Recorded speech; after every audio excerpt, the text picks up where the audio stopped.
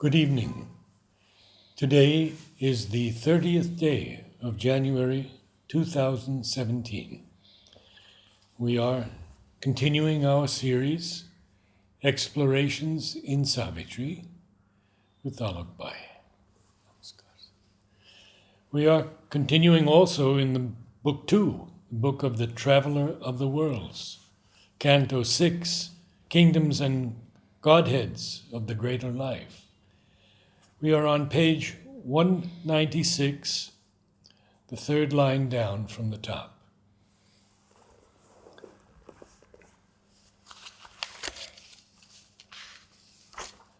With all the wonderful things that life tries, now he begins to see that there's nothing here. Absolutely. As Mother said in one of the places, that human beings, till 60, they are just going through experiences of life. And by 60, they learn what is the right way to live. And then by the time they are fully equipped to live it, they are 80. So it's the misfortune is that we are late learners. But life has its way of teaching the lesson, or the soul has its way of learning the lesson. So that's the only difference. I was, for the past 2 days, working on this question and answers for a world in crisis, and I was looking at youth, because these young people are so interested. Where Mother says that one can be young at 80 and absolutely. old at 20. True. So,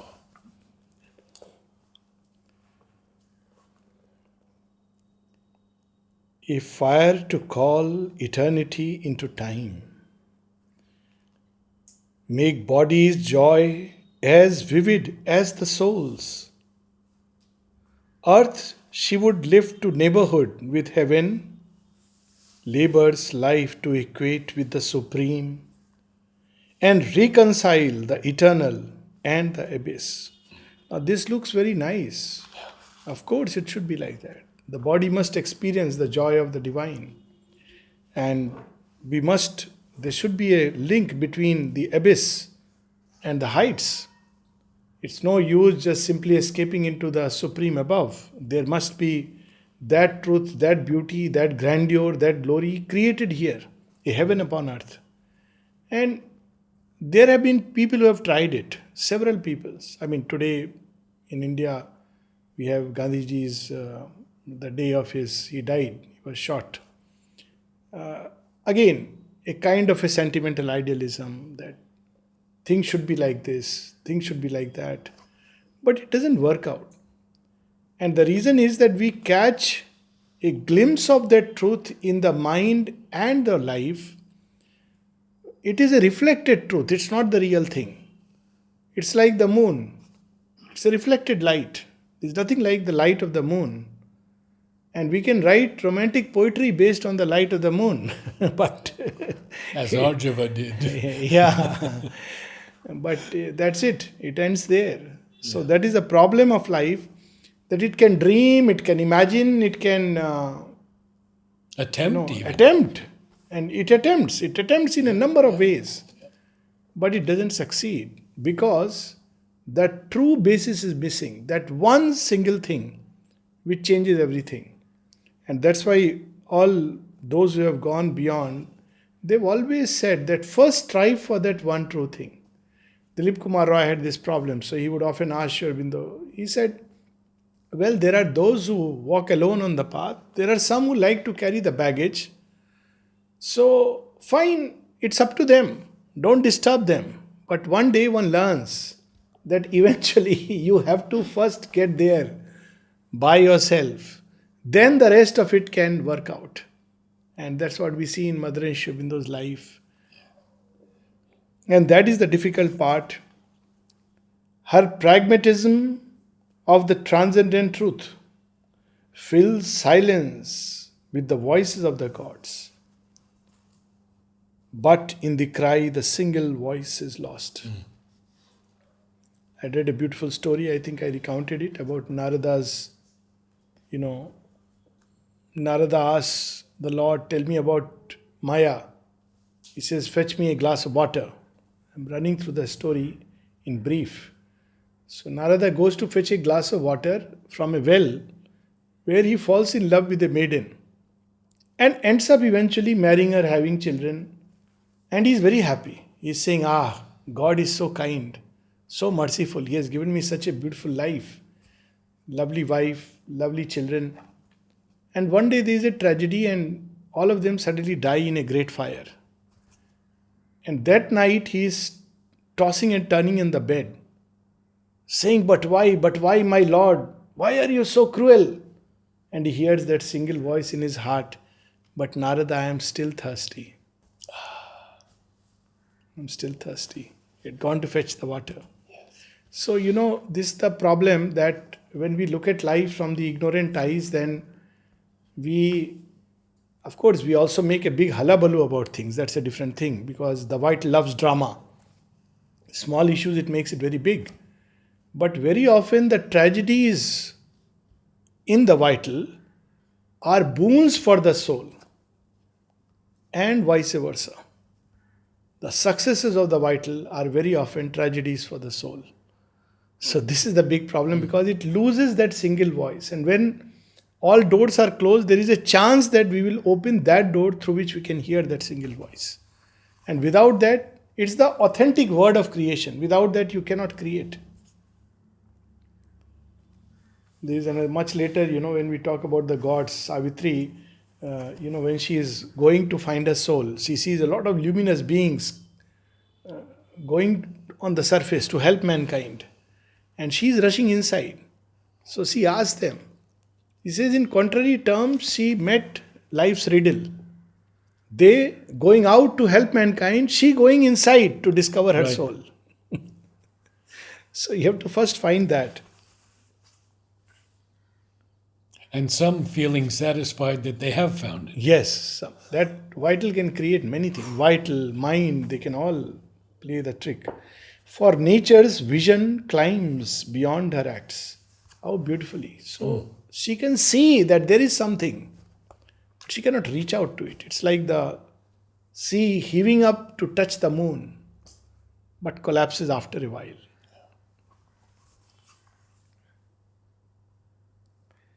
A life of gods in heaven she sees above.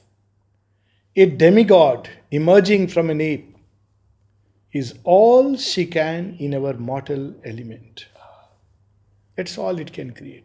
It can people the skies with the gods who are living, of course, and it can see some kind of a demigod emerging out of man. Here, the half god, the half titan are her peak. At best, in human being, she can create half god and the half titan. So a part is colored by the heights, though within the realm of cosmic ignorance, up till the overmind gods. Still it will uplift a human being to at least some stature of the gods in one part. But the rest of his body is stuck in the mud. So here the half. And this seems to be the Godheads of the greater life's only purpose. Yes. This greater life wavers twixt earth and sky. A poignant paradox pursues her dreams. Her hooded energy moves an ignorant world to look for a joy her own strong clasp puts off. This is a paradox. Yes. The moment it tries to seize and possess a joy, it fits. It's like people who go for window shopping. Very often it's recommended for depression. And by the way, it helps. It helps as long as it is only window shopping. So you go and see, you appreciate, your mind is diverted. Helps in that sense. Temporarily you feel very good. But the moment you want to buy and possess, problems start. You look into your pocket or your husband's pocket, or now times are changing, your wife's pocket. And then if you buy it, then, to keep it, to preserve it, people to appreciate it, or the fashion changes. Now you see 100 problems you buy along with buying that object. But as long as you appreciate it from a distance is fine. Oh, it's so nice, beautiful. But you want to own it, the strong clasp, this joy is mine, it's gone. Yeah. You can't have something like a my joy, my personal joy. It slips away. So this is the paradox of life. In her embrace, it cannot turn to its source. And the mother says this about particularly human love.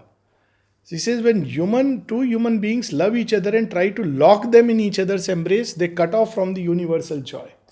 And so after a while, it loses its joy, it loses its happiness, and things turn bitter because it's cut off from the universal current of joy. So this is exactly how. Immense her power, endless her acts vast strive. Astray is its significance and lost. So the significance of life is to find the divine and manifest. That it has lost. But it has tremendous power. So it will create a lot of things. But that one thing it has lost. Although she carries in her secret breast the law and journeying curve of all things born, her knowledge partial seems, her purpose small, on a soil of yearning tread, her sumptuous hours. There is still a yearning after everything, after every milestone, every achievement. You end up with, what was it after all? What for? Even though she carries it all in her breast. Yes, yes.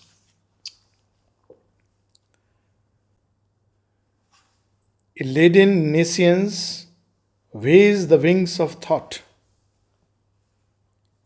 Her power oppresses the being with its garbs.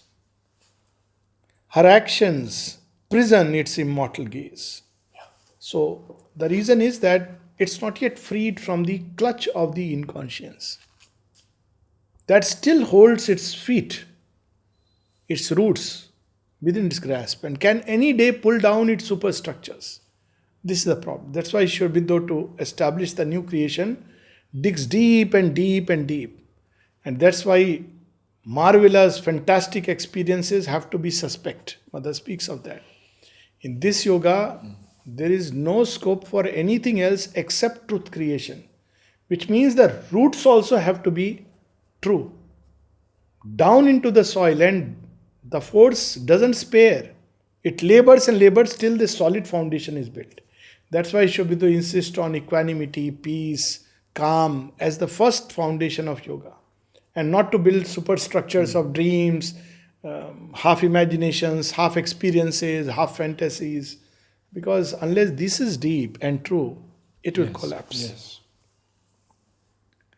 A sense of limit haunts her masteries, and nowhere is assured content or peace. For all the depth and beauty of her work, a wisdom lacks that sets the spirit free. Yeah. And this we see even with the gods, powerful beings. Still there are limits. Even they quarrel.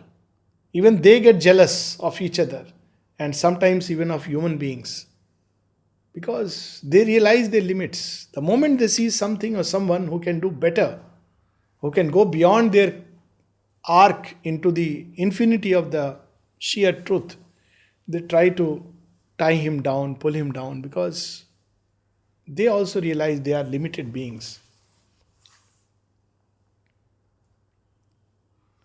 An old and faded charm had now her face. Ashupati is seeing through the entire gamut of life, and it's also true that, say, at a younger age, we get enchanted by many things.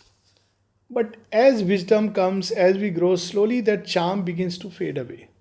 There is a charm, but it cannot hold for long because it tends to, you can see through it. So old and faded charm, there is a charm.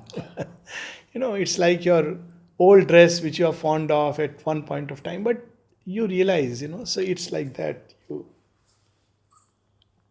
And palled for him her quick and curious lore, His wide soul asked a deeper joy than hers. So Ashapati is a yogi, so he has been able to see through this very fast. Otherwise, an average, ordinary humanity needs lives to understand this simple thing. Out of a detailed lines, he sought escape. So Ashapati knows now this is enough. I want to go beyond. Exactly. He's trying to tap. Which way? Where is the door? Where is the postern? Where is the gate? And this is a very interesting line. Yes. But neither gate of horn nor ivory, neither in hell there is a door, neither in heaven he finds a door. He just can't cross beyond this arc. All around it's as if he's surrounded. He found nor postern of spiritual sight. There was no issue from that dream-like space. Caught in a dream. And it can be really, if we come to think about it, that to be caught in a dream, it's such a helpless state. It may be a pleasant dream, it may be a nightmare. And imagine if you don't know how to end it, because in waking life, you at least know that you can close your eyes. But when your eyes are closed and you are dreaming, then we are not taught the way of simply opening the eyes. It's not given to us. We are caught in a dream. So look, the experience. And often we can't get out of We it can't get out of it. That until we wake up. until we wake up, which comes only by the touch of grace. Yes. Because we don't know that even that this is a dream and we have to wake up. This sense is not there. Yes. So, Now he gives us something different. yes, why don't read? Our being must move eternally through time. Death helps us not. Vain is the hope to cease.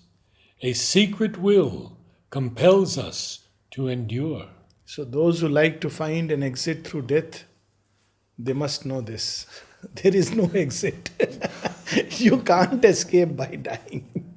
You will end up in a worse nightmare.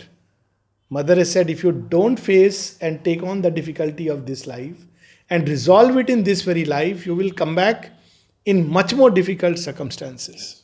Well, life doesn't leave you. It will hammer and hammer and hammer. So might as well go through the test of fire. Our life's repose is in the infinite. It cannot end. Its end is life supreme. Marvelous. Death is a passage, not the goal of our walk. Some ancient deep impulsion labors on. Our souls are dragged as with a hidden leash, carried from birth to birth, from world to world. Our acts prolong after the body's fall the old perpetual journey without pause. That's what you were just saying. Yes. Only thing is that at this point we are still dragged by death, who is dragging us. But we have to give this leash now in the hands of the divine. That's the difference. But that has to be done very consciously. Yes. Tomorrow is Amrit Das, the day when he left the physical body. Our acts prolong even after body's death. So mother says that there are people who have died, they don't know they have died. And they continue to act in those domains as if they are alive. They will start living in hell because they believe they must go to hell. They have done great sins. There are people who create heavens of their own and they are trapped in it. So all kinds of things happen. Some of them continue to try and influence earthly life. Yes, that's in Savitri. And yes, and there are many interesting possibilities, he says. So with Amrita, it was very nice. So with Amrita, he told mother he wants to continue to help. So the mother kept him in her atmosphere, and she says, mostly he rests in me, repose is in the infinite. But time to time he likes to help people who are on earth seeking. With Pavitrada, she says there was no ego. So it was completely formless. She had to give him a form so that he can continue to act. But that is a different kind of action, completely reposed in the infinite as well as acting upon earth. And I suppose those who have lived a life dedicated to the mother, even after death, the same thing happens. Recently, Chomdi has passed away, an year and a half back. And I was very close to her, many beautiful things, and she was working in mother's room. She's, after her passing away, sudden passing away, how she passed away, that was a story in its own right. But obviously, time to time, I would feel that, where is she? And, of course, she's with mother, but just to know. Till I saw two dreams in which I saw that she is actually working in mother's room. But this dream, this sense, was confirmed to me by somebody in the ashram who has occult vision and occult knowledge. He says, Chomdi went there and she asked mother, so now I don't have a body, what work shall I do?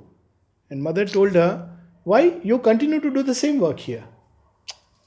Now that means at another level, parallel to this universe, in the subtle physical, with Pavitra Das he said that he lives with Sri Aurobindo. I had given him an individuality and he comes here and rests with me in the subtle physical. So imagine, what all is possible, and death does not. Now, at the same time, she says there are people who are very attached to money. She says when they die, then the acts prolong after the body's death. So they go and start guarding their money. And usually some serpent, they take hold of some such creature. And this serpent, mother said, these are true stories. She said, I've actually seen. So this serpent actually goes and guards the wealth. Actually, it is not the serpent, but the force which has driven the serpent to go there and find a place. And says, paradoxically, because of the serpent's presence, people end up finding it. Because, serpent is a serpent. At some point, people notice, kill the serpent, and poor fellow actually leads them to the wealth. So, we should be very careful. And the kind of life we live, imagine, at least now we have ways and access, we have friends, we have so many things we can do. But after departure, we will be caught and trapped by that consciousness which is haunting us while we are living in the body.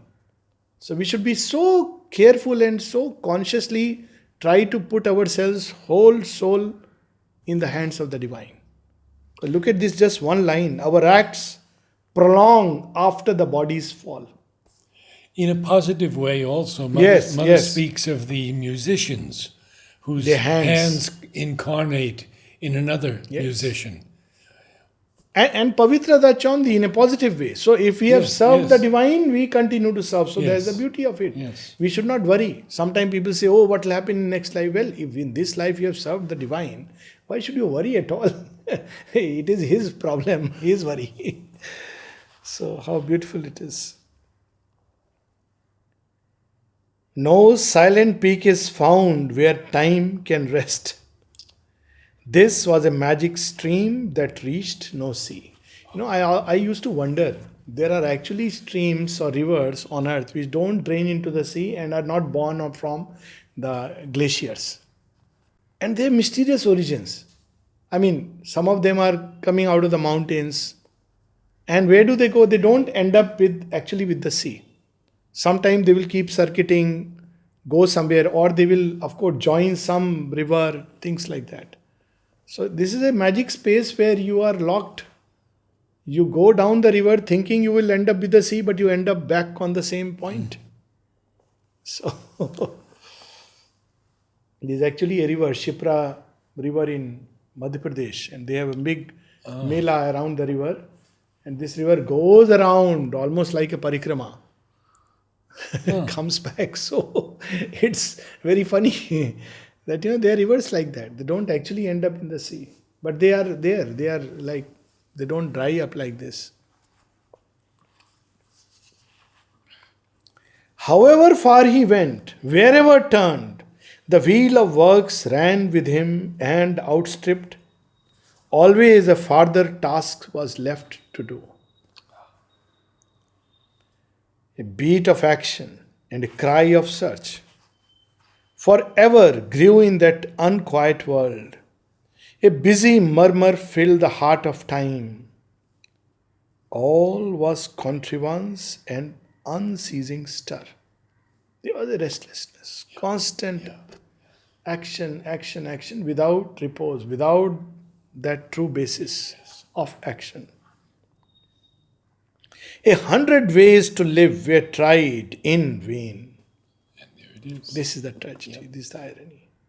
Maybe this one, maybe that one, maybe here, maybe there. At the end, in vain.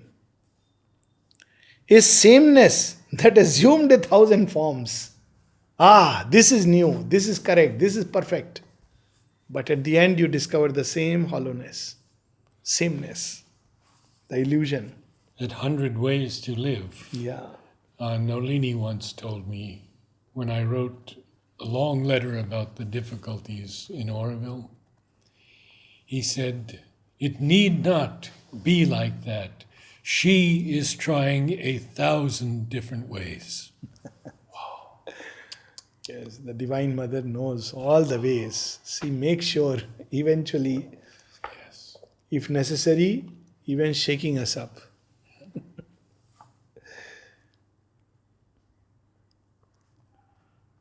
Strove to escape from its long monotone and made new things that soon were like the old. And that is why Sri Aurobindo cautioned. He said, I have no intention of giving my sanction to the old fiasco. Yeah, a new edition. New edition of the old fiasco and an old wine in a new bottle. Yeah. You see so many spiritual movements, but at the end they all become otherworldly, illusionist. So it's the same story, but being told to us in packaged with the modern mind. So it's quite understandable. If you don't get past this zone, you end up with a sense of illusionism, because at the end you only say, life is meaningless, it's all an illusion. A curious decoration lured the eye, and novel values furbished ancient themes to cheat the mind with the idea of change. If you look at humanity 10,000 years back, you look at it now, they keep changing. The words change, the tone changes, the method changes. Furbishing. Ancient See, we ideas. started from dictatorship, went through many experiments, then socialism, capitalism, democracy. Now again you have dictators sitting and you don't know which one is better. See the paradox. That's what I was mentioning. Someone was telling me about, Mr. Trump. I said, don't you see the paradox that the very idea of freedom of human beings has given birth to a dictatorial person like Trump. So now, you decide which is better. He has been chosen in freedom, will of the people. Now, what do? You can't protest because you believe in human freedom and freedom of thought. So now freedom of thought has put you full circle back to that point where somebody you believe will take away your freedom of thought, but your freedom of thought have put him there. So you are caught in an impasse because you cannot create perfection by these means. And mind and vital have to understand it. And sometimes a benevolent dictator may turn out to be a better bet. Yes. Who knows? And yesterday we had a glint of something. Yeah. Have you heard it? Yes. He and Modi's conversation that US and India have to have much stronger ties. He is voicing what many people felt as an undercurrent but never voiced it. Exactly. So it becomes the voice of the world. Now, of course, when human beings do a thing, they go swing into all kinds of extremes, and then there are recoils. Life moves within that circles of action, reactions, retribution, counteractions. So, but at the end, you realize that this is not going to resolve the issues of human beings. No. There is no other way except transformation. No human system, man-made system. Look, this is the product of democracy at the end. Yeah. We believed in democracy. We believe in democratic principles and would give our lives for freedom. So here is freedom. speaking through Trump. So what's the problem? Now you see. That's the big paradox. We have turned full circle. Look at the logic and the irony of the situation. The country standing for liberty has ended up with a man who, so whatever way we look at it, there is always a deep wisdom, but there is a humor, divine humor or satire, you look at it in the whole thing. So that's what we have to remember, to cheat the mind with the idea of change. A different picture that was still the same appeared upon the cosmic vague background. Again and again. Again and again. And we'll keep seeing these cycles till humanity at some point learns what Sri Aurobindo said, and the mother said it's urgent because time presses. She said, Sri Aurobindo said, if only man consents to be spiritualized. And then she added, after describing this whole thing, and I must add, time presses. It's urgent. If only man consents to be spiritualized. There is no other way. Only another labyrinthine house of creatures and their doings and events, a city of the traffic of bound souls. What do you expect? Man is bound by 100 bonds, vital or mental, doesn't matter. His works will be imperfect. A market of creation and her wares was offered to the laboring mind and heart. A circuit ending where it first began. That's what we were, mentioning. Ending where it first began. So it has, come full circle, which is in a way is good sign that dragon chasing its tail, when it reaches that point, now something will burst forth in humanity. Is dubbed the forward and eternal march of progress on perfection's unknown road. Each final scheme leads to a sequel plan. Yet every new departure seems the last. Inspired evangel, theory's ultimate peak, proclaiming a panacea for all time's ills, or carrying thought in its ultimate zenith flight, and trumpeting supreme discovery. The name has come. Trumpeting supreme discovery. Each brief idea, a structure perishable, publishes the immortality of its rule, its claim to be the perfect form of things. Truth's last epitome, time's golden best. See, some time back, when the previous president of the States was there, I remember when he came to power, a lot of people cried with joy. That look, at last now we have changed. There is a change. Ultimately, there is a black who has become a president, and he is so full of compassion, so nice. Now we are in for the golden age. The same system which created or seated an Obama is the same system that brought a Trump.